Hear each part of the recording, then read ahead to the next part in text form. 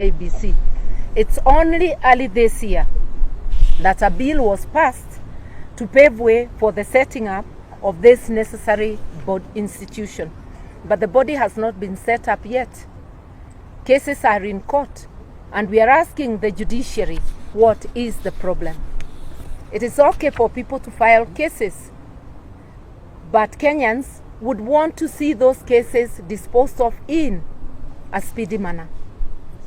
So to unite and liberate Kenya from the shackles of socio-economic injustice from a predatory ruling elite, who with impunity have diverted our republic from serving the people to serving themselves. It is no coincidence that we meet at Ufungamano House, a sacred ground where the forces of unity triumph over tyranny. In the run-up to return to multi-party democracy, this was the home of the forces that came together to make that happen. In the search for the 2010 Constitution, Ufungamano was the home of the progressive forces who were battling the KANU regime that wanted to capsize the constitutional review. It's therefore of great significance that we gather here today to make a commitment to liberate Kenya from socio-economic injustice. We are threatened by a regime that wishes to erase the gains we have achieved through our collective labor as Kenyans. We have witnessed electoral and socio-economic injustice exemplified by unfair and manifestly excessive taxation, earning Ruto the name of Zakayo. Even children now know that there is Zakayo who raids people's pockets and denies our children sufficient food to feed on. We are also burdened by official corruption, pilferage and outright theft of our public resources, while neglecting the constitutional obligation of ensuring that the basic needs of our people are met.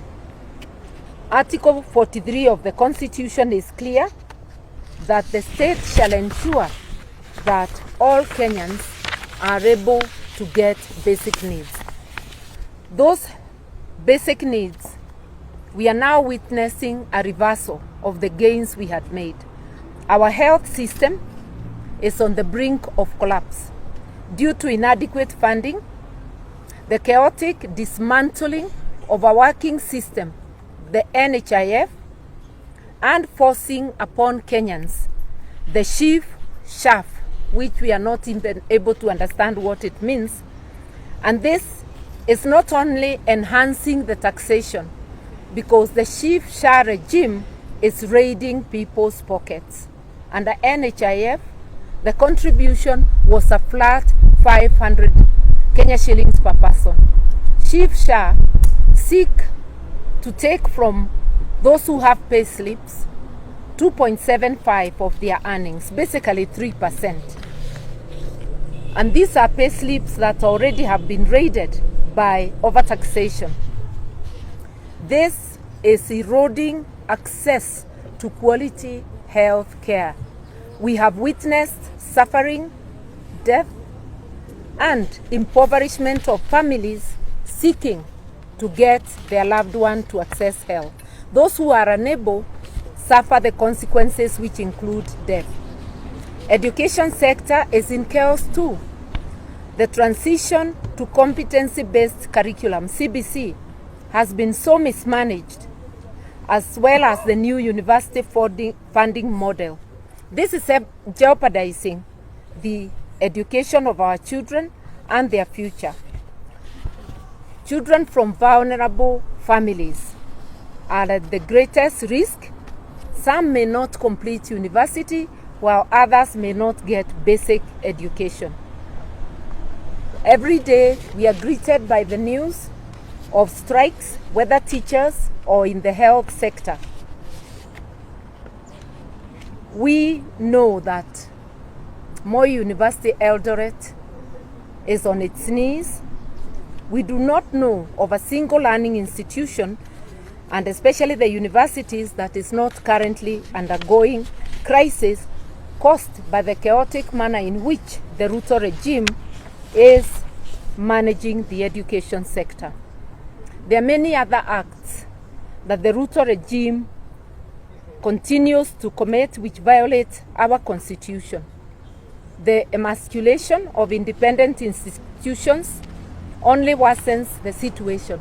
Parliament and the judiciary are under attack. Parliament has actually morphed from a watchdog to a lapdog. Kenyans are on their own. It has taken more than 2 years to get the nation an electoral commission, the IEBC, after Ruto, through vendetta, dismantled the electoral commission and ensured that the 4 commissioners who had disagreed with the verdict of his win were hounded out of office. You would imagine that in over 2 years they would have put together another IEBC. It's only early this year that a bill was passed to pave way for the setting up of this necessary institution. But the body has not been set up yet. Cases are in court, and we are asking the judiciary, what is the problem?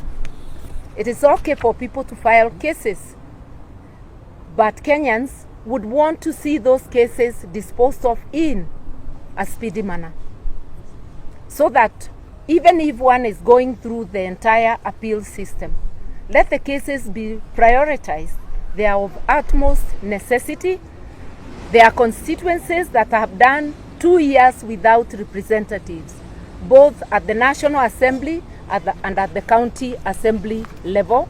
This is deplorable at a time we are quickly heading to another electoral cycle.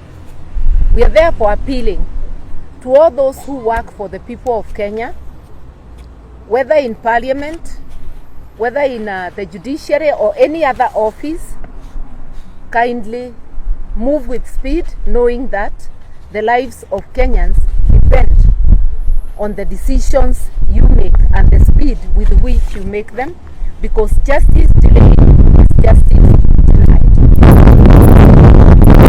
We salute those in the judiciary, especially the Court of Appeal, the High Court, and within the ranks of magistrates, those who have made decisions that have helped Kenyans to retain a modicum of integrity of their systems. We in particular salute the courts that have helped Kenyans to remain with our main gateway, the Jomo Kenyatta International Airport. If it was not for the sparks of light in the judiciary, this national asset would have been gifted to the shadowy Adani group. I call them shadowy because apart from America that has indicted them, they have integrity issues in many other jurisdictions.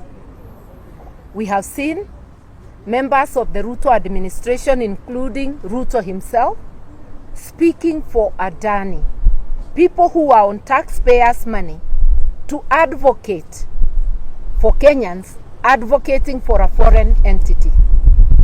They now have egg on their face. We know they were advocating for corruption, for opaqueness. And we again salute our courts, and we say together we shall defeat the machinations of those who want to dismantle our republic and to rob of Kenyans of their national treasures. Nation building is not for the faint-hearted. Our institutions are as good as the people who run them. The rot in the executive permeates all levels, and therefore, to save ourselves and to save our homeland, we must redouble our efforts to rid ourselves of this inept, corrupt, and heartless Ruto regime. In order to restore our constitution order, Ruto must go.